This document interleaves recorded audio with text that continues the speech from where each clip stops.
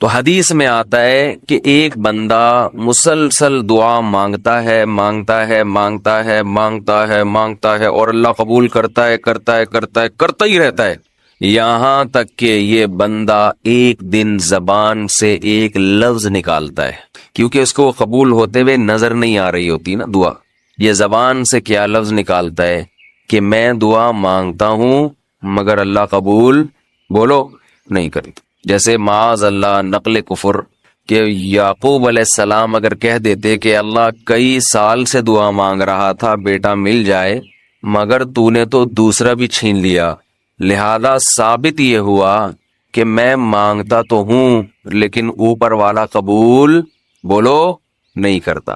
اگر یہ لفظ زبان سے نکالتے جیسے کہ آج کل لوگ نکالتے ہیں زبان سے، تو حدیث میں آتا ہے یہ جو جملہ زبان سے نکالا ہے اس کے بعد سے اللہ قبول کرنا چھوڑ دیتے ہیں، اس سے پہلے ہو رہی تھی۔ آپ نے یہ لفظ کہہ دیا اس کو ہلکا سمجھ کے، اللہ کے ترازو میں یہ کلمہ یہ چھوٹا سا جملہ بہت بھاری ہے اللہ کی غضب کو دعوت دینے کے لیے۔ اللہ کہتے ہیں مجھے تانا دے دیا کہ میں قبول نہیں کرتا۔ گھروں میں جھگڑا ہوتا ہے نا، عورت کہتی ہے مرد کھلا کھلا کے تھک جائے، بیوی کہتی ہے ہاتھ تنگ کیا ہوا ہے کھلاتے نہیں ہو۔ بعض دفعہ آدمی کو غصہ آتا ہے کہ اب میں ہاتھ اپنا تنگ کر کے دکھاؤں گا، اب انڈے نہیں لے کر آؤں گا۔ میں کہتا ہوں چنگیز خان بھی، اگر کوئی چنگیز خان کی اولاد ہے نا، اس میں بھی اتنی طاقت نہیں ہے کہ بیوی کہے کہ 6 انڈے چاہیے اور وہ ان 6 کو 4 کر کے دکھا دے کہ نہیں آج 4 انڈے آئیں گے 6 نہیں آئیں گے۔ کوئی ہے ایسا مائی کا لال؟ کوئی ایسا مائی کا لال پیدا نہیں ہوا۔ تو استنبول کیسے فتح کرو گے؟ صحیح، استنبول کیسے فتح کرو؟ سلطان محمد فاتح نے استنبول فتح کیا تھا نا۔ ایک بڑے بزرگ نے بڑی اچھی بات کہی کہ فرعون نے ہزاروں بچوں کو قتل کیا اور بنی اسرائیل کے نا، لیکن موسیٰ علیہ السلام جب صندوق سے نکلے فرعون نے ارادہ کیا اس کو بھی قتل کروں۔ فرعون کی بیوی نے کہا لا تقتلوہ، اسے قتل مت کرو۔ فرعون نے کہا اچھا، فرعون نے کیا کہا؟ ٹھیک، it is okay, no problem. سمجھتے ہو؟ تو یہ ہمارے لیے بڑی تسلی کی بات ہے، یہ ہمارے لیے بڑی تسلی کی بات کہ جب فرعون جیسا آدمی گھر میں فرعون نہیں تھا تو ہم اور آپ کس کھیت کی مولی ہیں یار؟ چلتے رہو جیسے زندگی گزار رہے ہو، جتنے انڈے کہے ہیں اتنے لے آیا کرو۔ خیر، میں یہ عرض کر رہا تھا کہ بعض گناہوں کو انسان ہلکا سمجھتا ہے، بعض لفظوں کو انسان ہلکا سمجھتا ہے، اللہ کی نظر میں وہ لفظ بھی بہت بھاری ہوتے ہیں، وہ گناہ بھی بہت بھاری ہوتے ہیں۔ تو آپ ایک لفظ کو سمجھتے ہو بہت ہلکا، آپ ایک گناہ کو سمجھتے ہو بہت ہلکا۔ تو میں یہ عرض کر رہا تھا، ایک مثال دے رہا تھا کہ غیر مسلموں کے یہاں ہیومن رائٹس بھی ہیں، ویمن رائٹس بھی ہیں، اسپیسیفک انسانوں کے رائٹس نہیں ہے کہ اس کا یہ حق ہے اس کا یہ حق۔ تو ایک بات کا خیال کیا کریں، کچھ لوگوں کے آپ پر احسانات اتنے زیادہ ہیں کہ ان کے ساتھ بد اخلاقی کرنا اور ایک عام آدمی کے ساتھ بد اخلاقی کرنا، ان دونوں بد اخلاقیوں کے ویٹ میں بہت فرق ہے۔ سمجھتے ہو؟ شخصیت کے بدلنے سے کسی بھی جرم کی حیثیت تبدیل ہو جاتی ہے۔ دیکھو 3 قسم کی چیزیں یاد رکھو جن کی وجہ سے گناہ اور نیکی کی ویلیو گھٹتی اور بڑھتی ہے۔ ایک شخصیت، ایک مکان اور ایک ٹائم اور زمان۔ آپ اگر شراب پیتے ہو اپنے گھر میں بیٹھ کے گناہ ہے یقیناً، مسجد میں پیتے ہو تو آپ بتاؤ وہی ایک بوتل کا گناہ اور اس کا جو ویٹ ہے وہ کئی گنا بڑھ جائے گا کہ نہیں بڑھ جائے گا؟ بولو نا۔ اور پھر مسجد حرام میں پیتے ہو معاذ اللہ تو اس بات کا ڈر ہے کہ اللہ وہیں کوئی آسمانی عذاب نازل نہ کر دے، اس کا ویٹ اور زیادہ بڑھ جائے گا اس گناہ کا۔ اسی طرح کچھ ٹائمز ایسے ہیں، وقت ایسے ہیں، یہ تو میں نے بات کی مکان اور جگہ کی، جگہ کے بدلنے سے بھی حکم بدلتا ہے، نیکی بھی بڑھ جاتی ہے۔ عام مسجد میں گھر میں آپ نماز پڑھو 1 نماز، مسجد میں جماعت سے پڑھو 25 نمازیں، مسجد حرام میں پڑھو بولو نا 1,00,000 نمازوں کے برابر ثواب، 1,00,000۔ تو نیکی بھی بڑھ رہی ہے، اس کا بھی وزن اور مقدار بڑھتی جا رہی ہے۔ اسی طرح ٹائم کے بدلنے سے آپ ایک نیکی کرتے ہیں رمضان کے علاوہ مہینے میں، وہ 10 نیکیوں کا ثواب. رمضان میں کرتے ہیں تو اس کا ثواب کئی گنا بڑھ جاتا ہے. لیلۃ القدر میں کرتے ہیں تو ایک رات کی عبادت 1000 مہینے کے برابر، 80 سال کے برابر. اس کو اگر ادار دینا تو بڑی جی پھر اس میں چینج کرنا. اس کو جو الکوہلک خوشبو ہے نا، الکوہلک لوگ استعمال تو کرتے ہیں، لیکن اگر آپ تھوڑا سا دماغ لگا کے بار بار آپ استعمال کریں نا، آپ کو اندازہ ہوگا اس سے انسان فریش نہیں ہوتا. یہ اور دماغ پہ بوجھ کا ذریعہ بنتی ہیں. اگر کثرت سے آپ استعمال کریں تو آپ کو اندازہ ہوگا. خیر، اسی طرح ٹائم، جیسے رات رمضان کی راتوں کا ثواب عام راتوں سے بہتر. پھر رمضان کی آخری عشرے کی جو راتیں ہیں وہ پچھلے 2 عشروں سے زیادہ افضل. پھر لیلۃ القدر 80 سال کی عبادت سے افضل. تو ٹائم کے بدلنے سے نیکی کا وزن اور گناہ کا وزن اس میں فرق پڑتا ہے. تو رمضان میں کوئی گناہ کرتے ہیں اس کا وبال بھی دوسرے مہینوں سے زیادہ ہے. تو اسی طرح خوب سمجھ لیں کہ شخصیت کے بدلنے سے بھی نیکی اور گناہ کے وزن میں فرق پڑتا ہے. قرآن کیا کہتا ہے امہات المؤمنین کو؟ پھر شخصیت کی 2 قسمیں، ایک تو وہ گناہ کرنے والا اور ایک وہ جس کا حق پامال کیا جا رہا ہے، جس کا حق ضائع کیا جا رہا ہے. قرآن کہتا ہے امہات المؤمنین کو کہ اگر تم میں سے کسی نے برائی کا ارتکاب کیا یضاعف لها العذاب، اس کو عام عورتوں کی طرح عذاب نہیں ہوگا بلکہ اس کا عذاب بڑھا دیا جائے گا، دگنا عذاب ہوگا. کیوں؟ اس لیے کہ نبی کی بیویاں ہیں، مقدس گھرانہ ہے. تو شخصیت کے بدلنے سے فرق پڑ رہا ہے کہ نہیں پڑ رہا؟ اسی طرح آپ بد اخلاقی کرتے ہیں ایک عام آدمی سے، بدتمیزی کرتے ہیں ایک نارمل ایک عام آدمی سے، اس میں ایک دفعہ بدتمیزی کا گناہ ملے گا. لیکن جن کے آپ پر احسانات ہیں، دیکھو اسلام میں جو حق بنتا ہے نا، حق 2 وجہ سے کسی کا حق بنتا ہے. اس کو خوب اچھی طرح سمجھ لیں، کھوپڑی میں بٹھا لیں اس کو. دیکھو قرآن میں نا بڑے علمی نکات ہیں. قرآن کہہ رہا ہے یعتذرون الیکم اذا رجعتم الیہم لترضوا عنہم. قرآن کہہ لتعرضوا عنہم ہے لترضوا عنہم، کوئی حافظ نہیں بیٹھا ہوا. لترضوا عنہم فإن ترضوا عنہم فإن اللہ لا يرضى عن القوم الفاسقین. اے نبی جب آپ غزوہ تبوک سے واپس پہنچیں گے تو یہ جھوٹی قسمیں اٹھائیں گے تاکہ آپ ان سے راضی ہو جائیں، خوش ہو جائیں. اگر آپ خوش ہو بھی گئے اللہ پھر بھی خوش بولو نہیں ہوگا. دیکھو یہاں نبی کو خوش کرنے کا ثواب کیوں نہیں مل رہا؟ کیونکہ یہاں نبی کو خوش کرنے سے مقصد اللہ کو خوش کرنا نہیں ہے. تو قرآن کہہ رہے ایسی خوشی کا میں ایسی خوشی پہ خوش نہیں. اور کعب ابن مالک، مرارہ ابن ربی اور ہلال ابن امیہ، ان 3 صحابی نے سچ بول کے نبی کو ناراض کر دیا. منافقین نے جھوٹ بولا نا کہ یہ عذر تھا ہم تبوک میں اس لیے نہیں آ سکے، یہ مسائل تھے. نبی عالم الغیب نہیں، آپ نے کہا چلو بھائی ایسے ہی ہوگا، آپ خوش ہو گئے، ٹھیک ہے بھائی جاؤ، کوئی سزا نہیں، کچھ بھی نہیں. اللہ نے کہا آپ خوش ہیں، اللہ نہیں خوش ان سے. دوسری طرف منافقین جو مخلص صحابہ تھے 3، کعب ابن مالک، مرارہ ابن ربی، ہلال ابن امیہ، یہ 3 صحابی نے سچ بولا. یا رسول اللہ کوئی عذر نہیں تھا، بس ہم سستی کی وجہ سے پیچھے رہے، کوئی عذر نہیں تھا، جانا چاہیے تھا، ہم پہ فرض تھا، لیکن باغ پک چکے تھے، سب کچھ تیار تھا، پھر بھی نہیں گئے، کوئی عذر نہیں ہے. سچ بولا نا، نبی غضبناک ہو گئے. نبی کیا ہو گئے؟ اس لیے نہیں کہ سچ بولا ہے، اس لیے کہ جب کوئی عذر نہیں تھا تو پیچھے رہنے کا کوئی جواز بنتا نہیں. آپ نے فرمایا قم، جاؤ یہاں سے، حتی یقضی اللہ فیکم، اللہ فیصلہ کرے گا تمہارے بارے میں. 40-50 دن بائیکاٹ ہوا، یہاں تک کہ صحابی کہتے ہیں نبی نے سلام تک کا جواب نہیں دیتے تھے. کیا گزری صحابہ پر، مگر قرآن کہہ رہے میں کیا تھا ان سے، بولو راضی تھا، کیونکہ مجھے خوش کرنے کے لیے انہوں نے سچ بولا. تو پھر اللہ نے پیغمبر کو بھی راضی کر لیا بعد میں، اور اتنا خوش ہو گئے پیغمبر، فرمایا اللہ نے تمہاری تو. اچھا اور سنیں، اسلام کے عقیدے بتا رہا ہوں کتنے واضح ہیں کہ ہم اسلام کو فالو کسی مدرسے کے کسی بندے کی وجہ سے نہیں کرتے. اور یہ بھی بتا دوں، اس ایک بندے کی وجہ سے مدرسوں کو بدنام کرنا کہ مدرسے ایسے ہوتے ہیں، یوں ایسے ہوتے ہیں، یہ بھی وہی زیادتی ہے جس کا میں نے بھی تذکرہ کیا. جب حضرت کعب ابن مالک کی توبہ قبول ہوئی تو ان کو خوشخبری پہنچی، وہ نبی کے پاس آئے.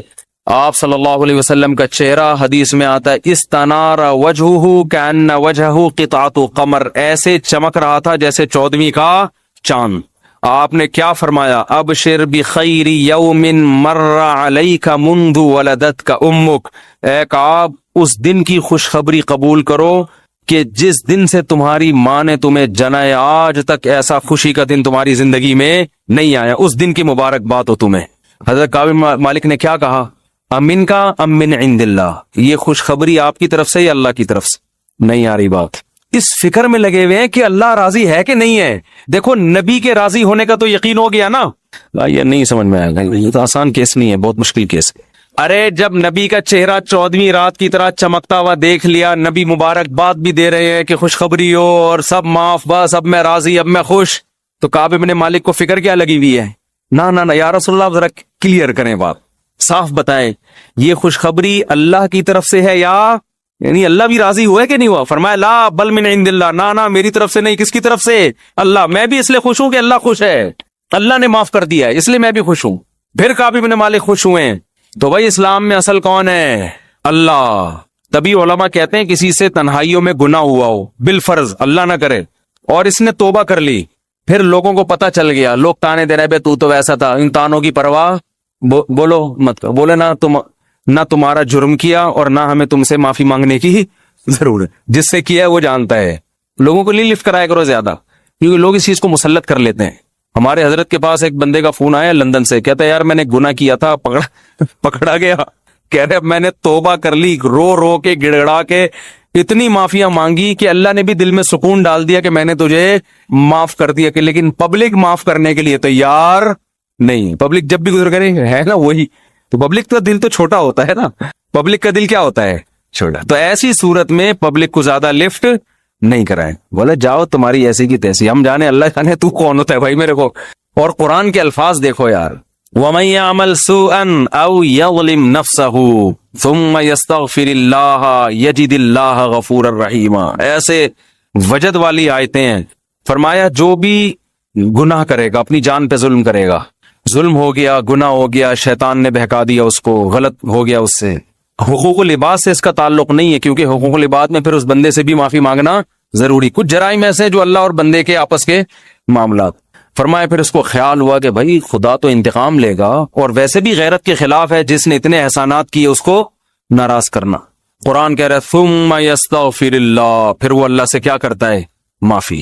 کیا عجیب الفاظ ہیں، اللہ نے یہ نہیں فرمایا غفارہ اللہ، اللہ اسے معاف کر دے گا، نہ یہ انداز نہیں ہے، یہ اللہ اس سے انتقام نہیں لے گا۔ فرمایا یجید اللہ غفور الرحیم، وہ اللہ کو پائے گا، وہ دیکھے گا کہ اللہ غفور بھی ہے اور رحیم بھی، وہ دیکھے گا اپنی آنکھوں سے۔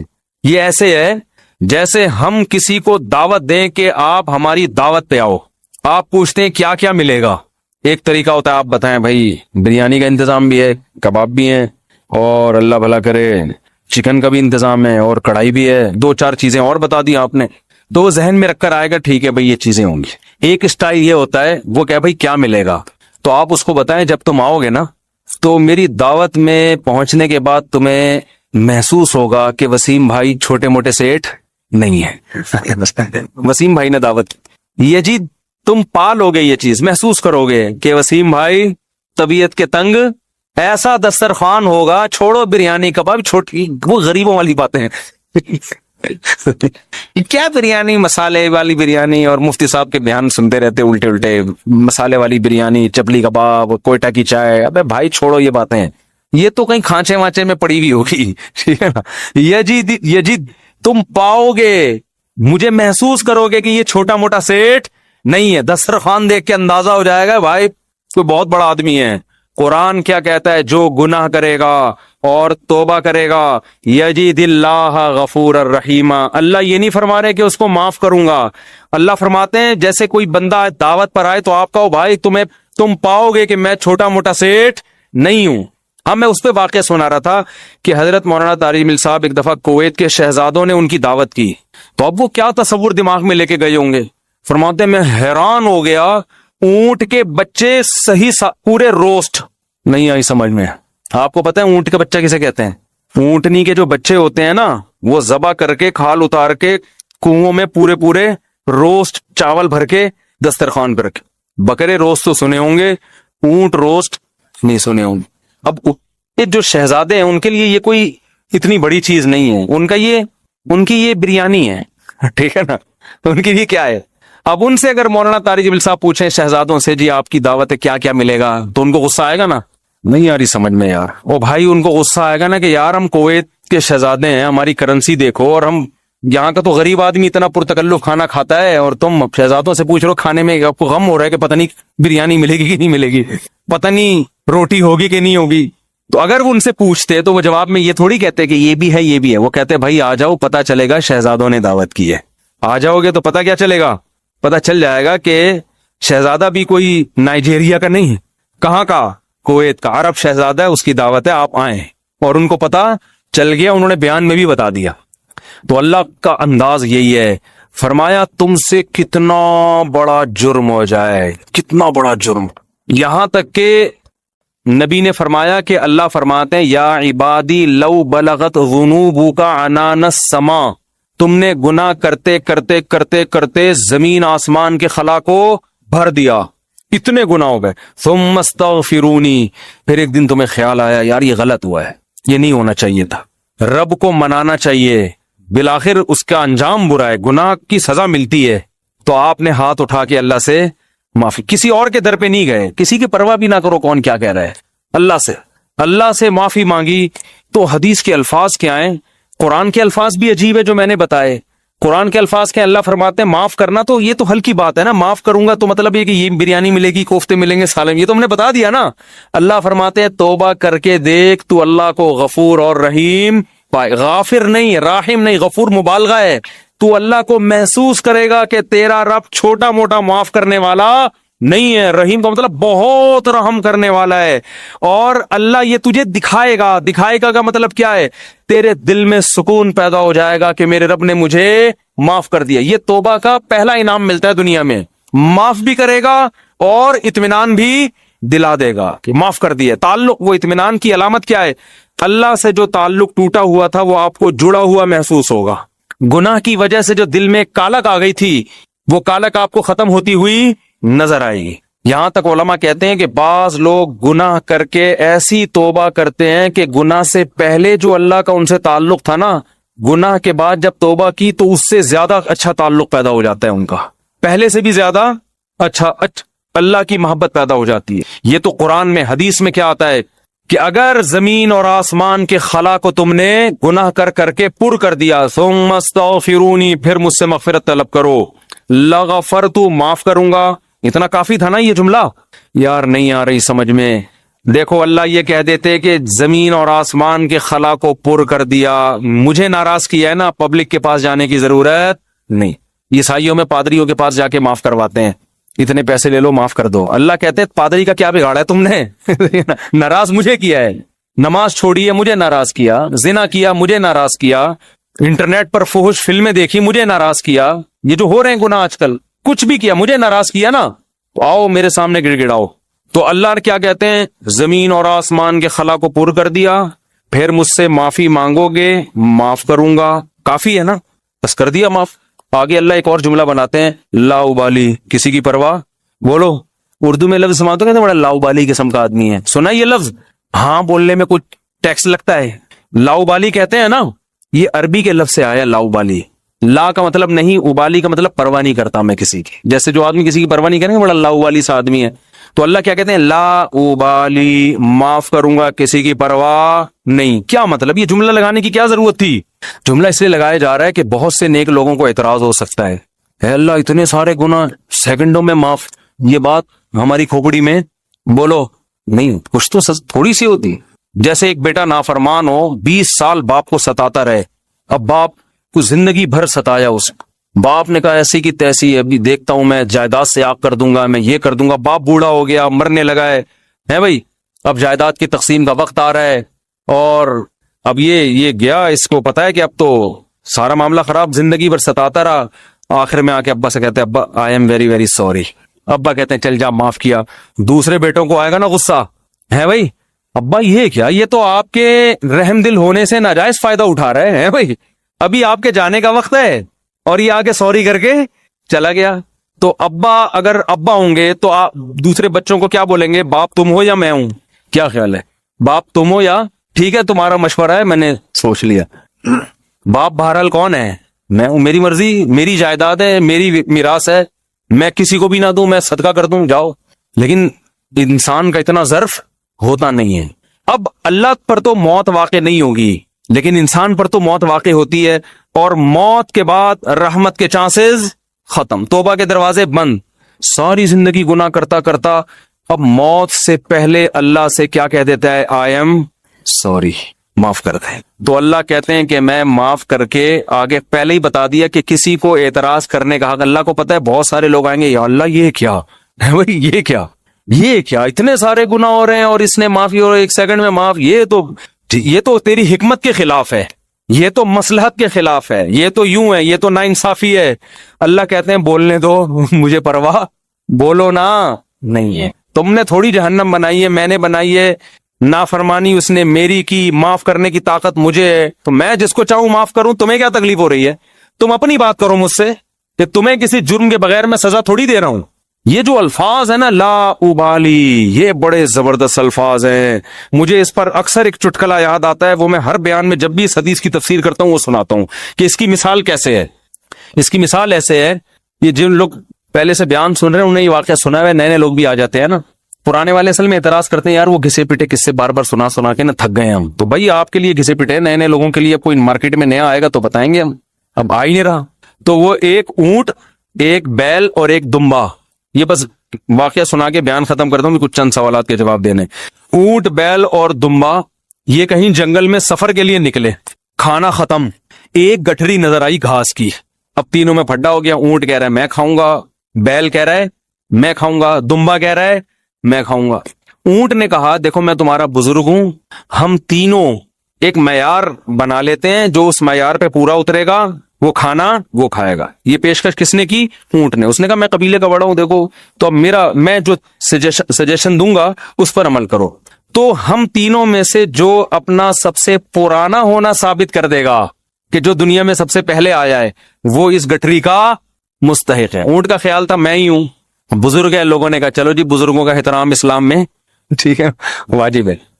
دمبے نے کہا ٹھیک ہے بھائی میں اپنا ثابت کرتا ہوں, میں بہت پرانا. انہوں نے کہا کتنا پرانا؟ انہوں نے کہا دیکھو ابراہیم علیہ السلام نے بچہ ذبح کیا, نہیں ہوا تو دمبا آ گیا.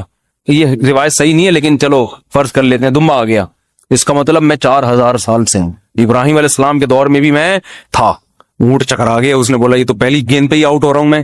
تو بیل نے بولا کہ آدم علیہ السلام جب زمین پہ آئے تھے زمینداری کے لیے ٹریکٹر ایجاد نہیں ہوئے تھے, تو کچھ تو اگایا ہوگا نا, تو کھیتی باڑی کس سے کی تھی انہوں نے؟ بیل سے. اس کا مطلب میں کب سے ہوں, دمبا تو آؤٹ ہو گیا نا. اونٹ پریشان کہ کمبخت اس سے پہلے تو تاریخ لکھی نہیں گئی ہے, اس سے پہلے تو تاریخ لکھی, اور سجیشن بھی میری تھی.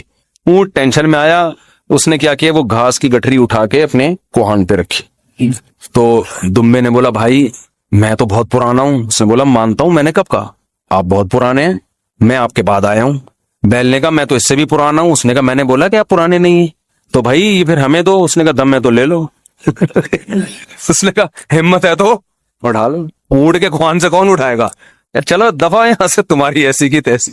سجیشن بھی خود ہی دی, بولا جس میں دم ہے لے لے بھائی, چلو. اس کو کہتے ہیں لا ابالی. نہیں آئی بات سمجھ میں؟ اللہ ایسا نہیں کرتا کہ وہ اپنی تجویز کے خلاف چلے. یہ تو میں نے صرف واقعہ سمجھانے کے لیے کہ بھائی اللہ کے سامنے کون لڑ سکتا ہے, اللہ کے سامنے کون دلائل دے سکتا ہے کہ اللہ وہ اتنے سارے گناہ کیے تو 2 منٹ میں معاف کر رہا ہے. اللہ کہتے ہیں جو جس نے دلائل کے انبار لگانے ہیں نا, پہلے لگا کے رکھے, کتابوں میں لکھے, پورے رسالے لکھ دے.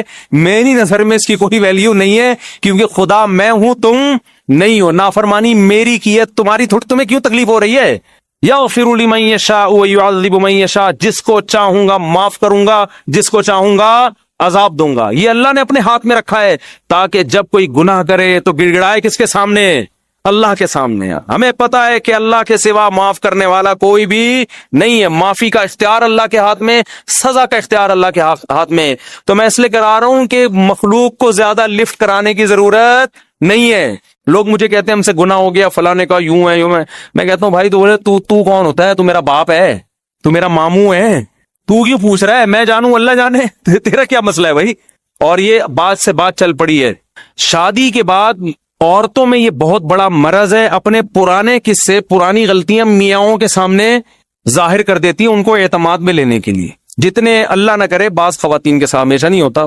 सत्तार भाई वसीम, वही सत्तार को छोड़ो यार, नेक आदमी है, कोई भी चक्कर उनके चले होते हैं तो वो अपने शौहर को एतमाद में लेने के लिए कि मैं आपसे अपने, देखिए आज मैं आपसे अपने दिल की कुछ बातें शेयर करना चाहती हूँ दिल की कुछ बातें शेयर करना चाहती, क्या शेयर करना चाहती हैं जी? देखिए अब हम दोनों एक दूसरे के शरीक हयात हैं, मैं नहीं चाहती कुछ आपसे छुपा रहे। आपसे पहले मेरी एक दगा और भी शादी हो चुकी है, छुप के हुआ था निकाह, ये हो रहा है, फिर वहां भी हुई थी, बीए भी हुआ, फिर उससे चक्कर चला, लेकिन मैंने तौबा कर ली थी। और तुम उसको क्यों बता रही हो? तुम तो छोड़ो, वो इंसान है भाई, वो उसके दिल में बदगुमानी एक बाल आ गया, कयामत तक वो बाल नहीं निकलेगा। छोड़ो तुम्हारा माजी क्या गुजरा, उसको बोलो भाई मैं बहुत नेक घराने में पैदा हुई हूँ, बहुत नेक हूँ, इसी तरह कबूल हो, ठीक है? नहीं तो मियाँ तफ्तीश कर रहे होते हैं घुस घुस के, मोबाइल में तफ्तीश कर रहे होते हैं घुस घुस के, तो ये किसने इजाजत दी आपको तफ्तीश करने की भाई? इसी तरह औरत शौहर से भी ना पूछे, पुराने, वो भी मखनचू बैठ के अपने पुराने किस्से सुना रहा होता है, उसको भी एतमाद क्या हो जाता है? जो अल्लाह ने जिस गुनाह पे पर्दा डाला, आप खुद अगर उसको जाहिर कर रहे हो तो आपसे बड़ा बेवकूफ दुनिया में कोई भी नहीं। एक औरत ने मुझे बताया कि मेरे शौहर को मुझ पे शक हुआ, उसने माजी शादी से पहले, देखो शादी के बाद की बात है, शादी से पहले क्या होता रहा छोड़ो उसको, टटोला टटोला, बिलाखिर मैंने उगल दिया जी मेरा किसी से गलत ताल्लुक था, मैंने तौबा कर ली। कह रहे जब भी फड्डा होता है कहते तुम हो तो वही ना। मैंने कहा गलती आपकी है, क्यों बता रही हो भाई? वो 100 दफा भी पूछ रहे हैं, आप क्यों बता रहे हो, क्यों बता रहे हो आप उसको? तो हमारा ताल्लुक किससे होना चाहिए? हम अल्लाह के बंदे हैं, जुर्म अल्लाह का, तो तौबा भी किससे? अल्लाह। और एक और बात से बात निकलती है, बाज खवातीन के साथ कोई ऐसा वाकया हो चुका होता है कि वो कंवारी नहीं रहती, बाज दफा कोई मसला होता है उनके साथ, या बाज दफा कोई बुराई हो चुकी होती है जिससे वो तौबा कर चुकी होती हैं, वो शादी करते हुए डर रही होती हैं, डर रही होती हैं कि शौहर को पता चलेगा, वो कहेगा ये तो कंवारी नहीं है।